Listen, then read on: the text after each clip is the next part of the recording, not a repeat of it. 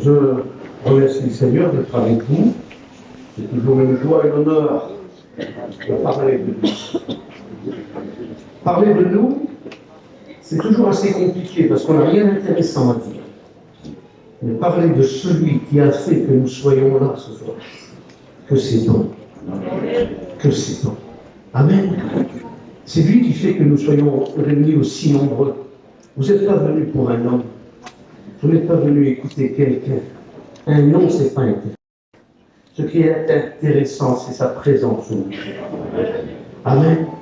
Amen. Amen. Les frères responsables de Brittany, organisateurs de cette mission, me font une honneur. Et personnellement, je voudrais profiter de cet instant pour me tourner vers eux et les remercier profondément de l'honneur que vous me faites. Il faut faire confiance pour inviter un frère et s'adresser à un peuple si nombreux. Et si vous me faites confiance, j'espère que je ne vous décevrai pas. Et ce qui est la priorité, si je viendrais parler de moi, vous serez sûrement déçus. Mais parler de celui qui a fait ce que je suis aujourd'hui. Je parle de quelqu'un que je connais. Et c'est ça qui est important. Donc merci aux frères responsables de l'Église, merci à vous tous, frères et sœurs. Merci à nos anciens parmi nous. Je salue nos frères anciens parmi nous, que Dieu vous bénisse. Mais j'aimerais qu'on prie le Seigneur, je ne voudrais pas perdre de temps. Je tremble de tous mes membres. J'ai une très grosse pression, mais pourtant j'ai un cœur qui est comme ça. Alors vous allez être indulgents avec moi. J'aimerais vous parler de quelque chose que j'ai à cœur depuis quelque temps. Quelque chose il n'y a personne qui n'est pas concerné par moi. Il n'y a personne qui peut dire je ne suis pas concerné par le message. Personne qui peut dire moi je suis en dehors de cela, il parle pour les autres, il ne parle pas pour moi. Mais je suis persuadé, ça je suis certain dans mon cœur que tout le monde va être concerné parce que c'est la parole de Dieu. Mais c'est un thème très particulier. J'aimerais vous en faire part. Alors j'aimerais qu'on s'incline. J'aimerais demander à mon frère ancien Calice qui prie le Seigneur pour nous.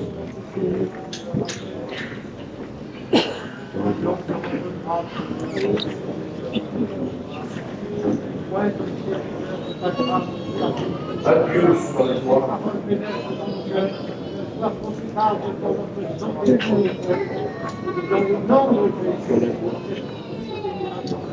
Amen. Amen. Gloire à Dieu. Ça fait plusieurs semaines que je sais que je vais m'adresser à vous. Et je sais qu'ici, vous êtes situés dans un endroit, une contrée où une grande partie de l'année, je ne veux pas être maladroit dans ce que je veux dire, je respecte mes frères serviteurs de Dieu, du plus jeune au plus ancien. Mais il y a des ministères qui sortent du cadre. Et je sais qu'ici, vous êtes placés dans une région, dans une contrée, où que vous vivez avec des ministères qui sont extraordinaires. Et c'est avec beaucoup de réflexion, beaucoup de recul, que je me suis dit, si les frères m'ont appelé, c'est qu'ils ont confiance, c'est qu'ils croient dans leur cœur cette conviction que je puisse venir et apporter mon concours à cette mission.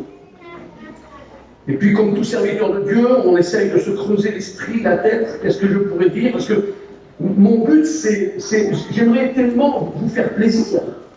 Vous comprenez? Essayez de vous parler avec de bons mots.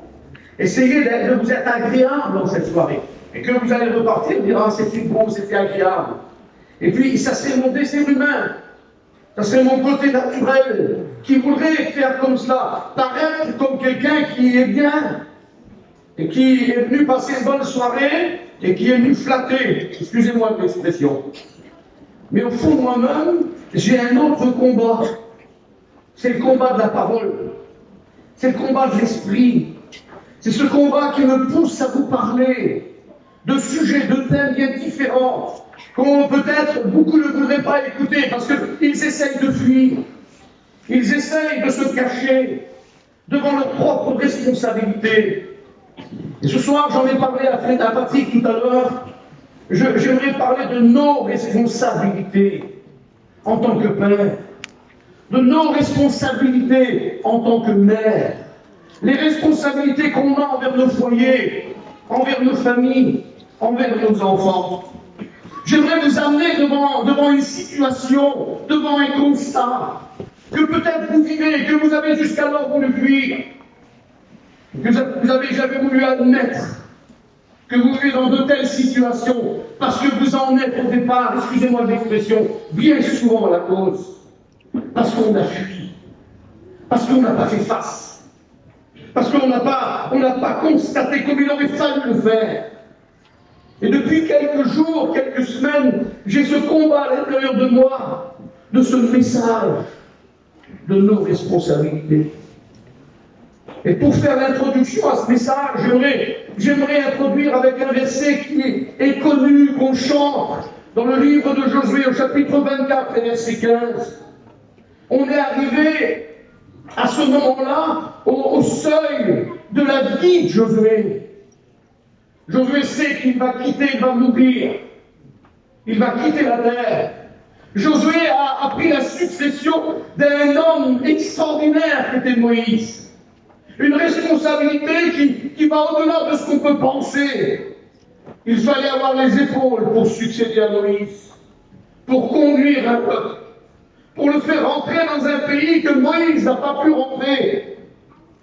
Et après avoir vécu des expériences extraordinaires, Josué va demander à tout le peuple de se réunir à Sichem. Il veut parler aux plus anciens comme aux plus jeunes. Et il veut les avoir devant lui pour faire une rétrospective du peuple d'Israël et les amener à un constat. Et la Bible dit qu'il va faire une rétrospective selon la parole de Dieu, depuis l'appel d'Abraham à Ur en Chaldée. Il va faire une rétrospective jusqu'à ce jour où ils vivent à ce moment-là. Il va relater les plus grands miracles qu'ils ont vécus, les expériences les plus extraordinaires les unes que les autres. Il va les amener devant un constat que eux ont vécu, que leurs pères ont vécu, que leurs familles ont vécu. Ils ne peuvent pas le nier. C'est une réalité, ce que dit à ce moment-là Josué, selon la parole de Dieu. Et puis il va arriver, après avoir fait cette rétrospective, il va arriver à leur poser une question. Qui vous voulez servir aujourd'hui? Qui vous voulez suivre? Il les amène devant un choix. Il les amène devant une situation où ils doivent faire un choix. Ils sont devant un mur. Ils ne peuvent plus fuir. Ils ne peuvent que constater.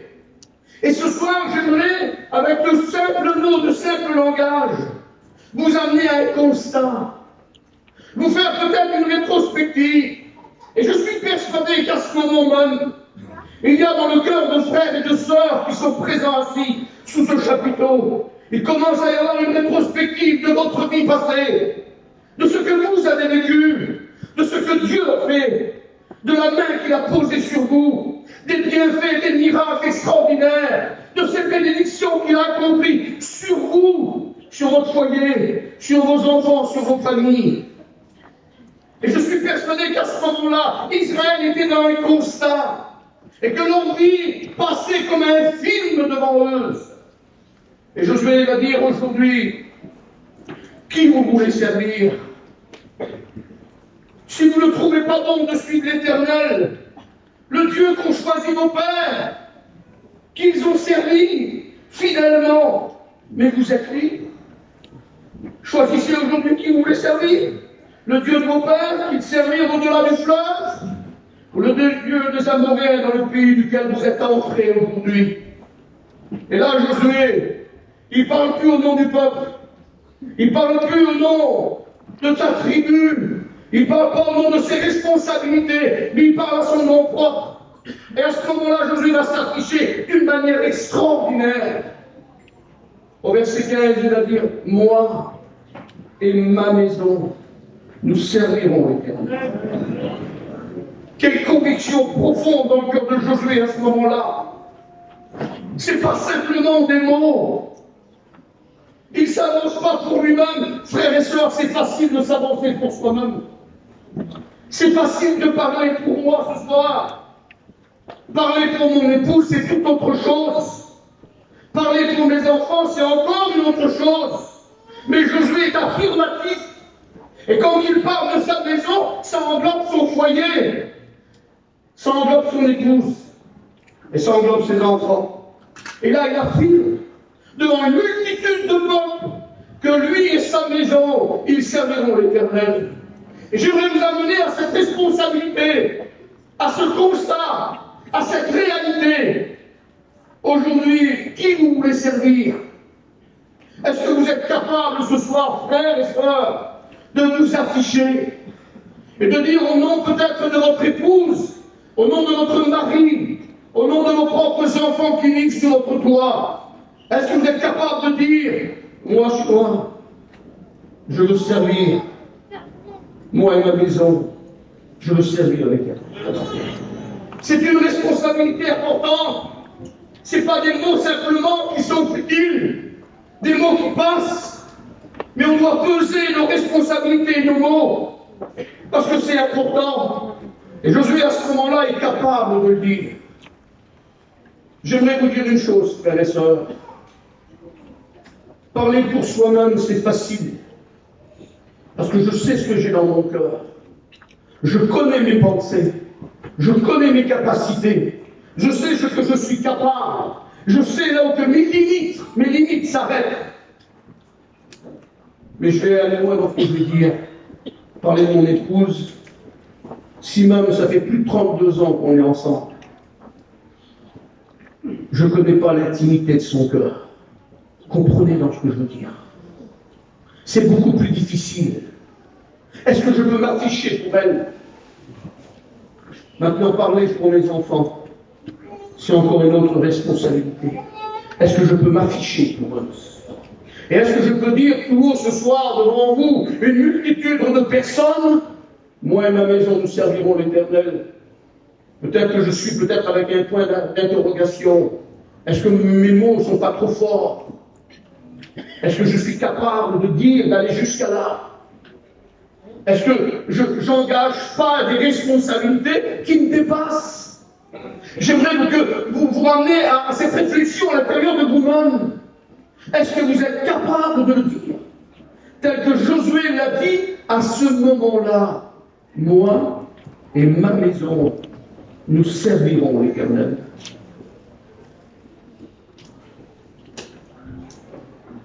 Le constat que j'aimerais faire, c'est de vous amener à cette réflexion de la parole, de nos responsabilités. Il y a trop d'hommes, trop de femmes qui fuient nos responsabilités. Ils fuient ce qui les concerne. Alors vous savez, la bonne conscience, elle est facile à se donner. C'est facile de se donner une bonne conscience. Et puis on dit vulgairement que les excuses, c'était pour s'en servir. C'est facile de se donner une bonne conscience. Mais quand on est un père, et quand on est une mère responsable, on doit être responsable au-delà de ce que l'on peut penser dans nos engagements et en ce qui nous concerne par rapport à nos enfants. Il est dit d'Elkana, le père de Samuel, que chaque année, tout foyer juif avait une responsabilité d'engagement. C'est que tous les ans, il devait aller à Jérusalem pour apporter le sacrifice annuel qui était réservé à chaque famille. Et il est dit d'Elkana que tous les ans, il montait à Jérusalem, lui et toute sa maison. Lui et toute sa maison. Ce qui m'a amené à cette réflexion, à ce message, c'est un verset que j'ai lu il y a quelque temps. Et quand je l'ai lu, j'ai été comme arrêté, bloqué sur ce verset. Un verset qui m'a amené à une réflexion profonde,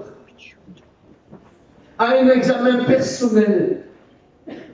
Et si ce soir je vous en parle de ce sujet, c'est parce que je peux vous en parler avec la tête haute.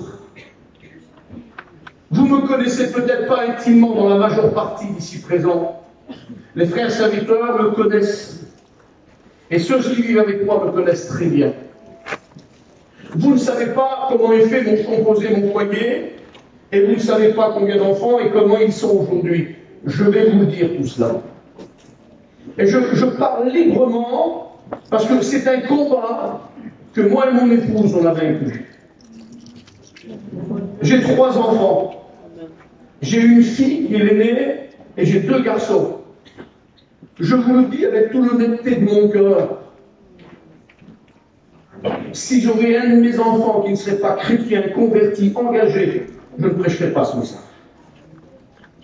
Parce que je ne peux pas vous dire à vous de faire ce que je ne fais pas moi. Vous comprenez ça? Je ne peux pas vous imposer une responsabilité que je me dégage moi-même. Excusez-moi de l'expression, je le dis à mon encontre. Je serais un hypocrite de vous dire, c'était les pharisiens qui disaient cela. Ils disaient de faire comme cela, alors qu'ils ne le faisaient pas eux-mêmes. Et ce soir, je viendrai vous faire la morale au sens de la parole, en vous expliquant comment il faut faire, en vous expliquant vos responsabilités, en vous expliquant vos engagements que vous avez en travers des enfants. Et puis derrière, moi, que ça vivrait comme bon me semble. Devant Dieu, j'en aurai pas le droit. Et je veux éclaircir cette chose avant de continuer. Que Dieu soit béni. Ma fille est chrétienne. Mon gendre est chrétien. Mon garçon le plus vieux est chrétien. Ma belle-fille est chrétienne. Ils vivent une vie avec Dieu. J'ai mon plus jeune garçon qui est chrétien, qui est guitariste, qui joue dans l'église. Et ma belle-fille est chrétienne. Donc je parle de choses dans lesquelles le combat a été gagné. Parce que excusez-moi, je ne veux pas être là dans ce que je veux dire, et je ne veux pas être déplacé. D'avoir des enfants, c'est la plus belle des choses dans un foyer. C'est ce qui unit, c'est ce qui rapproche, c'est ce qui donne aussi du lien, de la solidité dans le foyer. Mais vous n'avez pas le droit d'amener au monde des enfants et que vous les laissez vivre comme bon leur semble. Quand on est chrétien, enfant de Dieu, on est responsable de nos enfants. Et ce verset qui m'a amené à cette réflexion, c'est le verset de Néhémie. Néhémie au chapitre 4 et verset 14. Le peuple d'Israël, à ce moment-là, vient de revenir d'une déportation babylonienne. Et sous la responsabilité d'homme de Dieu qu'est Néhémie et Esdras, ils vont entreprendre de rebâtir les murailles de Jérusalem. Et il y a un peuple ennemi qui les entoure, sur un responsable d'un homme qui s'appelle Sanballat, avec tous les hommes qui sont engagés avec lui. Et quand ces hommes ennemis vont voir la muraille s'élever, ils vont commencer à mépriser le peuple d'Israël, à mépriser le travail, à le remettre en cause, au point qu'à un moment ils vont dire mais c'est rien, il ne faut pas vous inquiéter, ce qu'ils font ça ne tiendra pas. Et c'est bien souvent ce que l'ennemi voudrait faire croire. Le travail que vous entreprenez avec votre fils, le travail que vous entreprenez avec votre fille, un travail de spirituel profond, de cure-d'âme, de dialogue. Parce que j'ouvre une parenthèse, s'il y a bien des choses qui ne se font pas parmi notre peuple, malheureusement, c'est le dialogue. On n'ose pas parler. Excusez-moi, je suis un ange de nature. Et je le dis ouvertement avec mon langage à moi. C'est pas péjoratif ce que je viens de dire. On est tous des frères et sœurs dans l'église de Dieu. Mais dans ma nature, on va dire, c'est Yahalo. Yahales. Le parent, regarde ce qu'il dit. Il parlait de son fils, il parlait de sa fille. Ben, vous m'excuserez, frères et sœurs. On va mettre toutes nos coutumes, toutes nos traditions de côté. On va mettre notre ethnie de côté. Ce qui a de la valeur, c'est l'âme de mon fils. Ce qui a de la valeur, c'est l'âme de ma fille. Ça me servirait à quoi d'aller prêcher au monde entier si mon fils meurt? Si ma fille meurt? Ça servira à quoi de prêcher l'évangile dans toutes les églises si chez moi il avait perdu? J'en aurais pas le droit devant Dieu. Et ça, j'en suis responsable. Alors l'ennemi voudrait vous tromper, voudrait vous amener sur un terrain sensible, un terrain qui voudrait vous faire croire que vous vous trompez. Mais pas ça, il y a un lot. Parle pas à ton fils, j'ai pas cru moi. Parle pas à ta fille, ça se fait pas chez nous ça. Mais pendant ce temps-là, le petit meurt. La petite, elle souffre, elle se renferme, elle vit un drame, on la comprend pas, on la méprise. Il y a des mots qui font mal. À mon fils le plus jeune, Onésime, c'est un garçon timide, réservé. Puis, je l'amène toujours avec moi chiner quand il était jeune, il est marié aujourd'hui. L'aîné, je ne m'inquiète pas pour lui. C'est un garçon qui se débrouille, qui sait faire ses affaires, mais l'autre, je suis obligé toujours de regarder sur lui.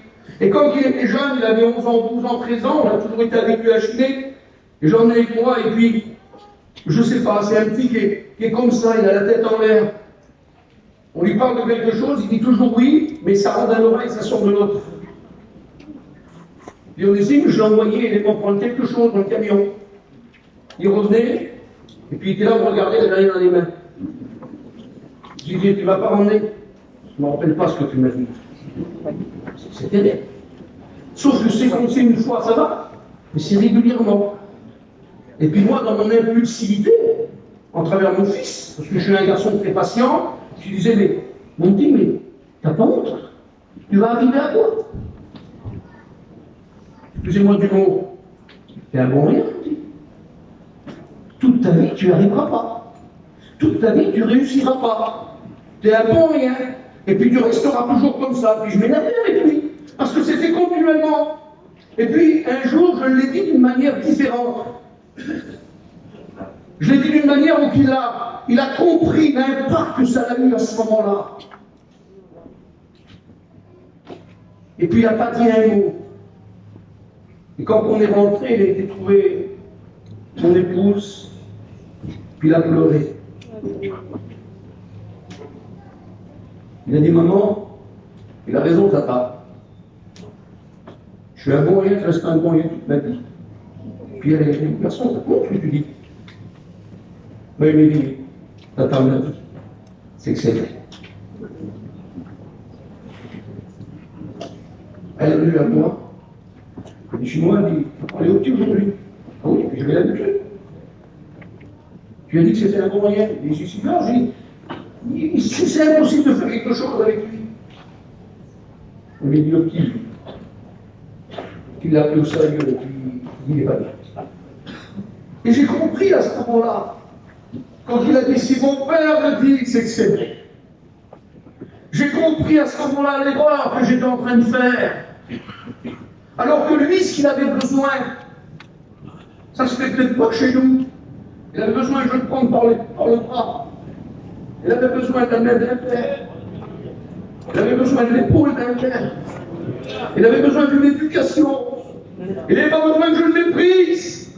Il n'avait pas besoin que je le juge. C'était la main d'un père qu'il avait besoin.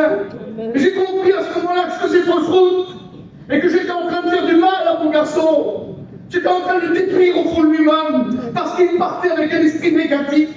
Parce que son père lui avait dit. J'ai été le rat. Je n'ai pas eu honte. C'est mon fils. Je n'ai pas le coup, je dois en passer. Je dis, mon garçon, je te demande pardon. Je n'aurais pas dû dire ça. Il dit, ça y est, tata. Je dis, si, mon garçon. C'est important. Mes frères et sœurs, j'aimerais vous dire que nos mots sont importants. On ne les pèse pas, il est devant nous. On méprise. Et puis je sais le langage de nos sœurs, parce qu'on l'écoute. Elle est belle, elle là. Elle va y arriver, nos amis. Regarde le modèle que t'es, ma petite. C'est comme ça. On est né comme ça, on croit que c'est bien, nous. Oui, mais elle a part d'un esprit que c'est comme ça. Si ma mère me dit, c'est vrai. Qu'est-ce que je vais devenir? Quand on dit que notre fille c'est une vilaine, elle croit, elle. Vous comprenez ça? Si ma mère me dit, si mon père je dis, c'est que c'est vrai, j'y arriverai pas. Toute ma vie, je serai un bon en rien. Toute ma vie, je n'y arriverai pas. Parce que le Père l'a dit. Et j'aimerais vous amener devant cette responsabilité, mes frères, mes sœurs, des mots qu'on a envers nos enfants. L'impact que ça peut avoir. On ne pèse pas, nous on croit que c'est naturel, c'est le petit, c'est rien. Oui, mais le petit est en train de souffrir. La petite, elle est renfermée chez elle, elle pleure. Parce que sa mère l'a dit. Et je suis persuadé qu'il y en a qui vivent ça. Alors que ce qu'ils ont besoin, c'est un père, une mère qui les prend, qui les console. Un père, une mère qui les prend, qui leur tend la main. Un père, une mère qui les prend et qui les éduque, qui les aide à mieux comprendre. S'ils n'ont pas réussi, s'ils ont fait une erreur, on a besoin de leur dire, c'est rien ma petite, c'est rien mon fils, je vais t'aider et tu vas y arriver. Et puis nous sommes devant cette histoire pour que l'ennemi me fasse croire c'est rien. Excusez-moi de l'expression, c'est marqué dans la Bible, si un renard s'élance, la muraille retombe, elle est trop fragile. Et l'ennemi voudrait vous faire croire qu'il est en train de vous tromper, vous emmener sur un terrain, ou qu'il est en train de vous leurrer. Et vous, malheureusement, vous croyez que c'est vrai. Vous n'y arriverez pas, c'est rien. Qu'est-ce que tu es en train de construire? Toute la petite muraille que tu es en train de construire pour protéger ta petite famille, ton foyer, ta femme, tes enfants. Alors l'ennemi va te faire croire, et ce genre, il dit, arrête, c'est rien, ça ne tiendra pas. Et malheureusement, il y en a qui ont tombé dans ce travers. Ils ont tombé, ils ont cru aux paroles de l'ennemi, qui étaient des paroles mensongères, parce que l'ennemi est un menteur, si vous ne le savez pas. Il veut vous tromper. Et il voulait vous faire croire des choses qui sont mensongères. Et la Bible dit qu'il y a eu un découragement parmi le peuple à ce moment-là. Et Néhémie est devant cette situation. Il est devant une situation qu'il constate des hommes qui sont découragés, des hommes qui ne veulent plus aller au travail, des hommes qui ne veulent plus se mettre à l'ouvrage sous la muraille, des hommes qui sont devant une situation de peur, de crainte, parce que l'ennemi les menace. Alors qu'ils auraient dû peut-être se liguer ensemble pour essayer de faire une force, une armée, ils sont en train de se disperser. Et quand on se disperse, c'est le rôle de l'ennemi. Mieux diviser pour mieux régner. Et la Bible dit que Néhémie, poussé par l'Esprit, il va appeler tous les hommes. Il va appeler tous les hommes là vers la muraille, il va les unir à se rapprocher les uns des autres. Et il va leur dire ceci au verset 14 du chapitre 4 de son livre. La Bible dit que je regardais, je l'ai enlevé. Je dis aux grands, aux magistrats et au reste du peuple, ne les craignez pas. C'est facile à dire. Je ne sais pas ce que vous vivez. L'avantage que j'ai sur mes frères, serviteurs de Dieu, de Brétigny, je connais quelques visages, mais je ne connais pas votre vie, alors je parle librement. Il y a sûrement des situations familiales où c'est des drames. Vous êtes assis ce soir et pourtant vous vivez le drame. Vous ne savez pas comment vous allez rentrer chez vous, dans quelle situation ça va être, dans quel état va être le petit, la petite, la femme, le mari. Comment ça va se passer cette nuit? Vous ne savez pas et peut-être que vous le redoutez. Et puis vous écoutez ces mots, ne les craignez pas. Vous dites, c'est bien gentil, c'est des mots. Hein. Et puis les peuples qui étaient là, l'ennemi était bien gentil, ne les craignez pas. T'as vu comment ils sont? T'as vu le nom? T'as vu l'armée qu'ils ont? Parce que c'est comme ça, l'ennemi veut nous faire grandir des choses. Il y a trop de regards terrestres. On est trop arrêtés à ce qu'on voit de nos yeux. Et on ne contemple pas ce qu'il y a derrière. Et ce qu'il y a derrière, c'est la révélation de Dieu à notre égard. Et la Bible dit qu'il va dire ne les craignez pas. Et puis il va les amener encore à une réflexion, à un recul, à une rétrospective, c'est-à-dire souvenez-vous du Dieu grand et redoutable. Du Dieu grand et redoutable. Et j'aimerais vous rappeler ce mot ce soir, mes frères et mes sœurs, vous qui vivez des situations comme ça, j'aimerais que vous vous souvenez du Dieu en lequel vous avez fait confiance à un moment donné de votre vie. Le Dieu que vous avez mis toute votre confiance en lui. Ce Dieu qui vous a sorti de votre amère vie, de votre amertume, de votre souffrance, de votre vie passée, et qui vous a amené à ce que vous êtes aujourd'hui. C'est ce Dieu-là qui est présent ce soir. J'aimerais vous rappeler cela. Souvenez-vous, dit Néhémie, du Dieu grand et redoutable. Et puis écoutez ce qu'il va dire. Et combattez. Et les mots qu'il va employer, il va dire combattez pour vos frères. Et c'est beau. Il les amène, il les appelle à un engagement. Il y a trop d'hommes peut-être qui ont baissé les bras, qui ont posé les armes et qui attendent l'ennemi qui vient pour leur faire plus de mal, et qu'il n'y a plus aucune protection. Et puis j'aimerais te rappeler ce soir, ce qui protège le foyer, c'est le bouclier de la foi, c'est l'homme qui se lève et qui dit à l'ennemi, tu n'auras pas mon foyer, tu n'auras pas ma femme, tu n'auras pas mon fils, tu n'auras pas mes enfants, parce qu'ils appartiennent à Dieu, je veux les amener à la grâce. Mais il va falloir se lever, il va falloir livrer un combat, il va falloir combattre. Et c'est vrai que ça fait peur. Combattre, ça fait peur. Ça demande de l'engagement. Ça demande une responsabilité. C'est aussi une certaine crainte. Parce que quand on combat, c'est qu'il y a un ennemi. Quand on livre bataille, c'est qu'il y a quelqu'un en face de nous qui est capable aussi de donner des coups. Et ça fait peur. Et la Bible dit qu'il va dire combattez pour vos frères. C'est une chose. Mon frère qui a témoigné tout à l'heure sur les week-end,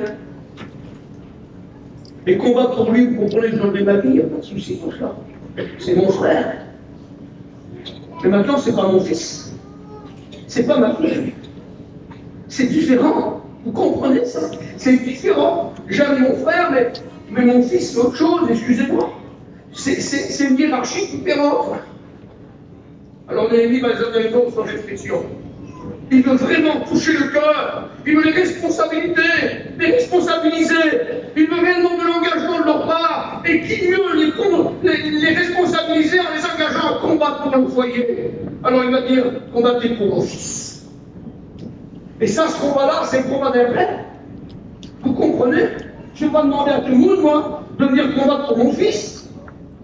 Il a son foyer. Ça, c'est mon combat à moi. Et puis l'ennemi continue. C'est-à-dire combattez pour vos filles. Et vous voyez là qu'il y en a pour les deux. Alors j'aimerais vous parler à vous, mes frères, à vous les pères de famille, à vous qui avez encore des fils chez vous sur votre tour, des fils qui sont encore dans une situation où vous vous posez des questions, des fils qui ne sont pas encore sous la main puissante de Dieu, des fils qui sont concernés par malheureusement les événements de la fin. J'aimerais ce soir que vous ouvrez dans votre cœur, vous ameniez à cette réflexion.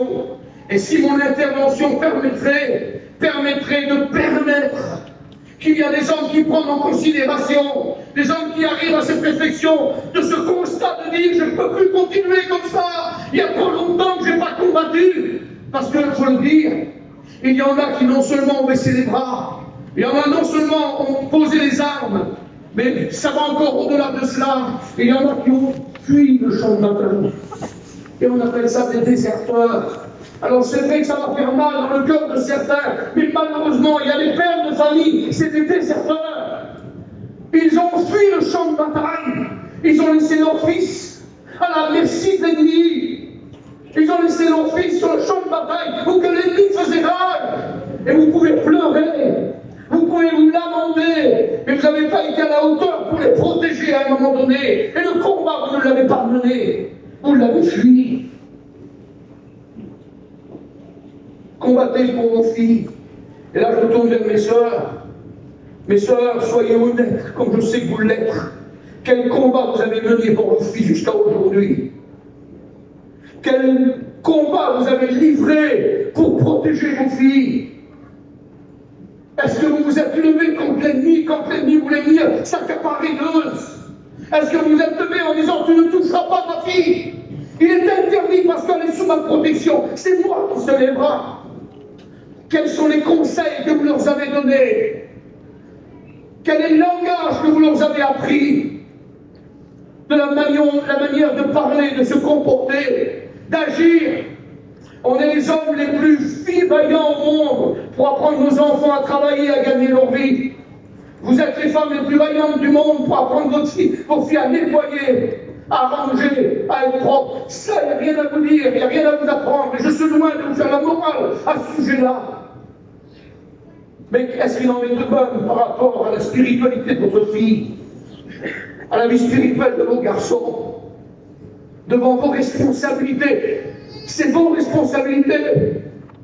Et où on se donne bonne conscience, il y a des moments, en les envoyant à la réunion de jeunes, parce qu'ils sont sous la responsabilité des pasteurs qui s'occupent de la réunion de jeunesse. Et si leur arrive quelque chose, c'est les pasteurs qui n'ont pas été à la hauteur. Vous vous trompez vous-même. La vraie responsabilité, c'est vous. Parce qu'ils sont sous votre doigt.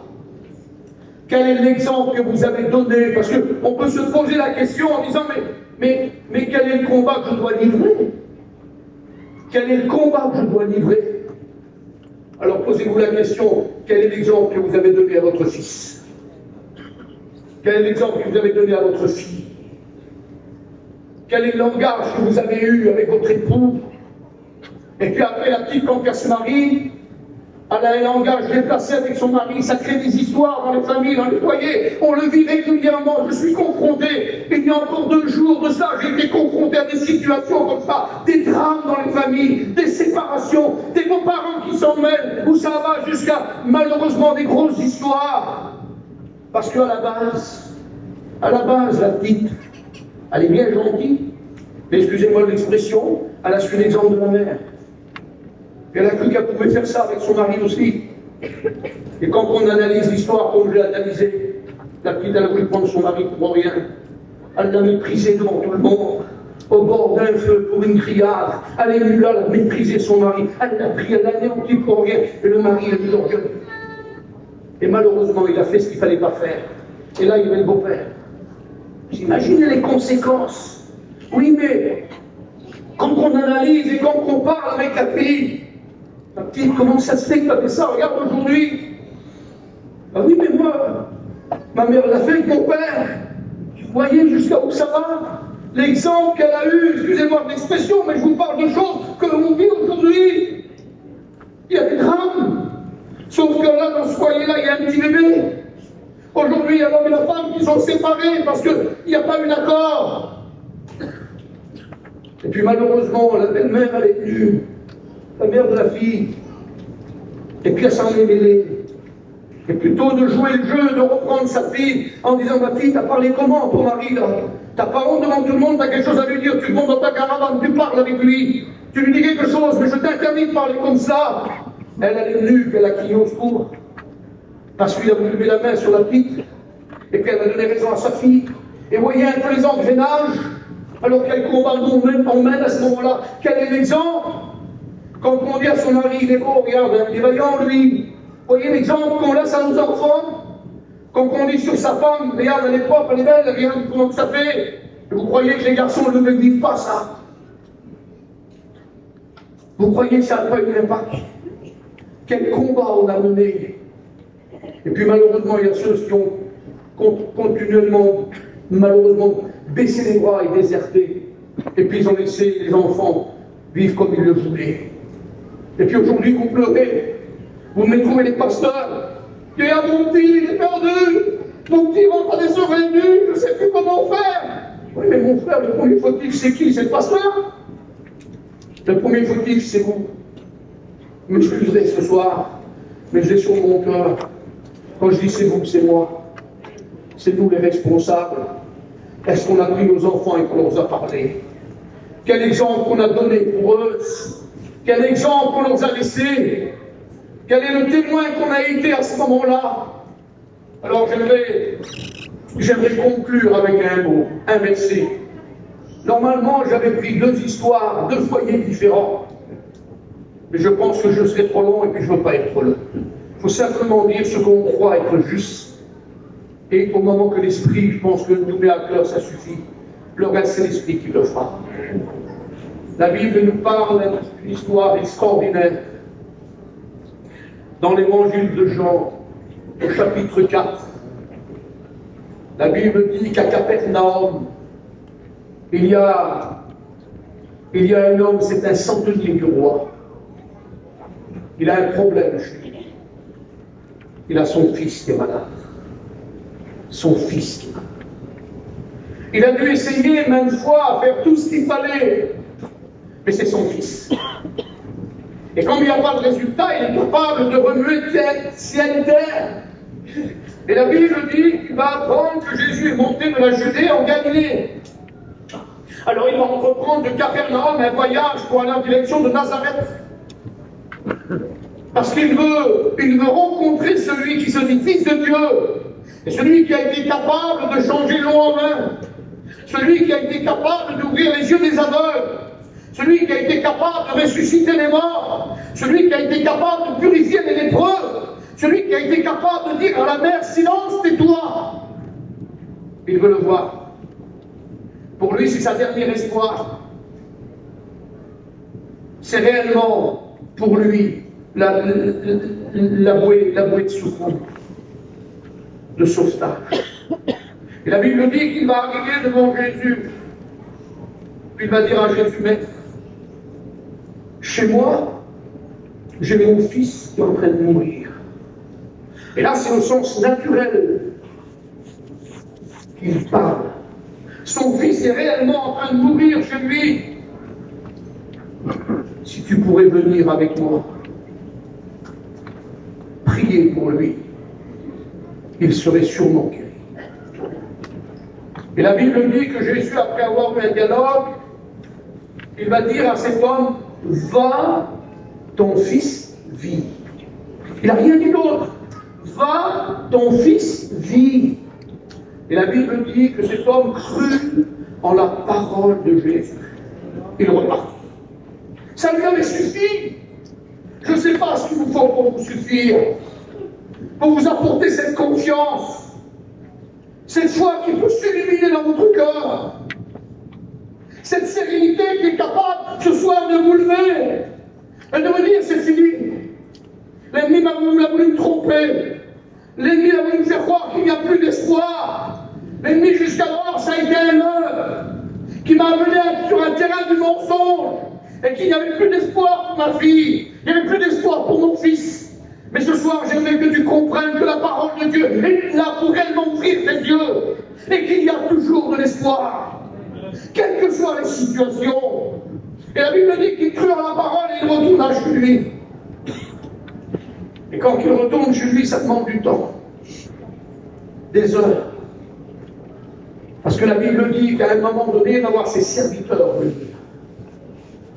Et les serviteurs vont dire, ne t'inquiète pas, ton fils est guéri. Et lui, il dit, mais à quelle heure que c'est arrivé? À quelle heure? Je vous dis ça, vous allez comprendre pourquoi. À quelle heure c'est arrivé? Hier, à la 5e heure.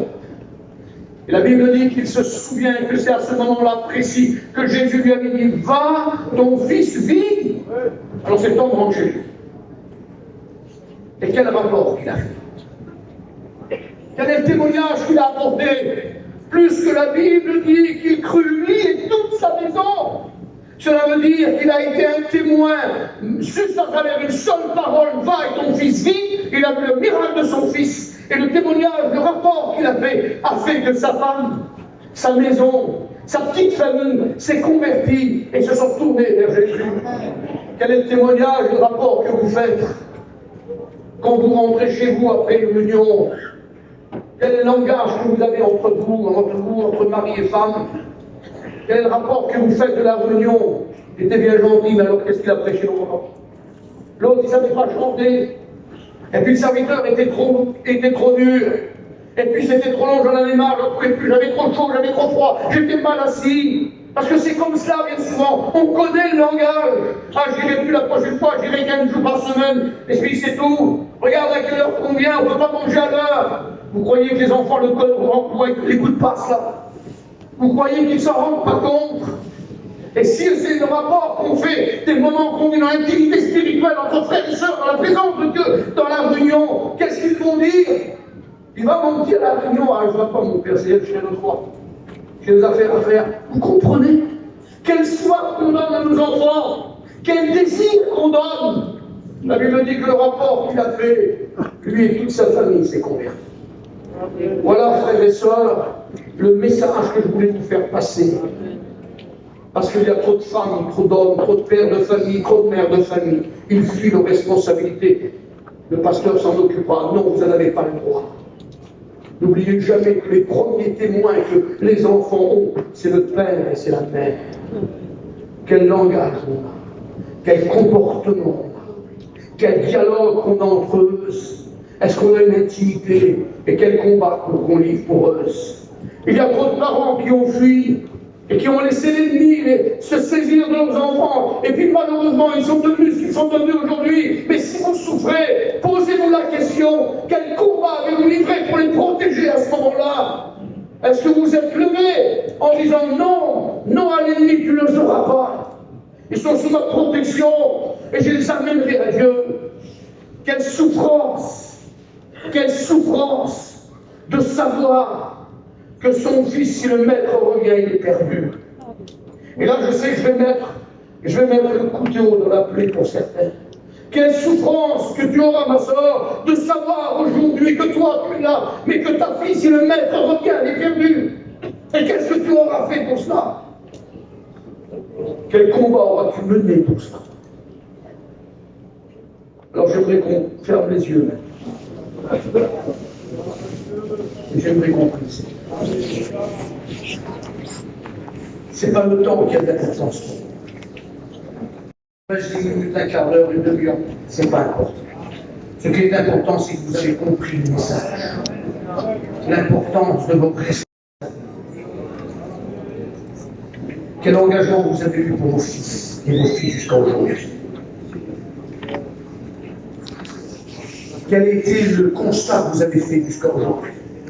Quel a été l'exemple que vous avez eu jusqu'à aujourd'hui? Ne serait-il pas bon que ce soir, vous soyez honnête avec vous-même et de dire, Seigneur, je n'ai pas été à la hauteur. Je n'ai pas fait ce qu'il fallait avec le petit. Je n'ai pas fait ce qu'il fallait avec la petite. J'ai fui mes responsabilités. Et si je souffre aujourd'hui, c'est parce que je ne les ai pas protégés, alors qu'on est censé protéger nos enfants. Alors j'aimerais poser la question.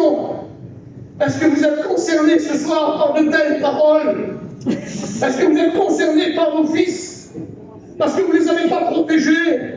Est-ce que vous êtes concernés par vos filles parce que vous ne les avez pas mis autour d'eux et vous ne leur avez pas parlé comme il fallait et vous vous êtes laissé tromper, vous avez fait le combat? Et malheureusement, il y a trop d'hommes, trop de pères, trop de mères qui ont fait le combat. Il serait bon ce soir de nous lever et de dire, Seigneur, je veux reprendre le combat. Je te demande humblement pardon, mais je veux combattre pour mon fils. Je veux combattre pour ma fille. Je veux les amener à la grâce. Je veux qu'ils soient sauvés.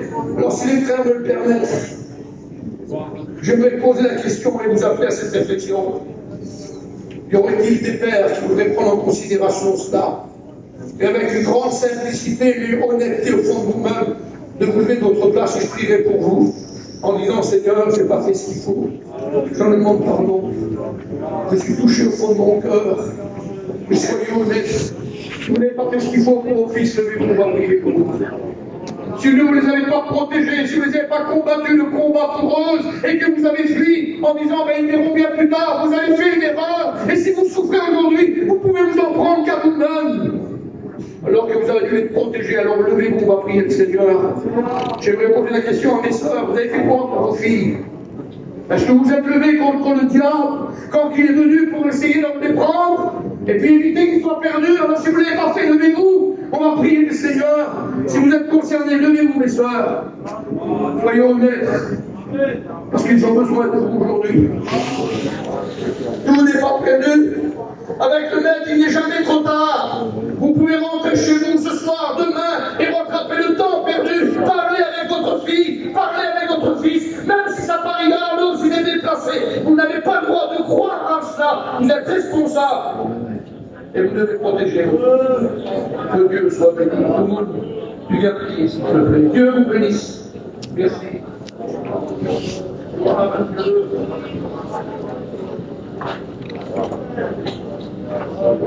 Bénissons ton nom, Seigneur.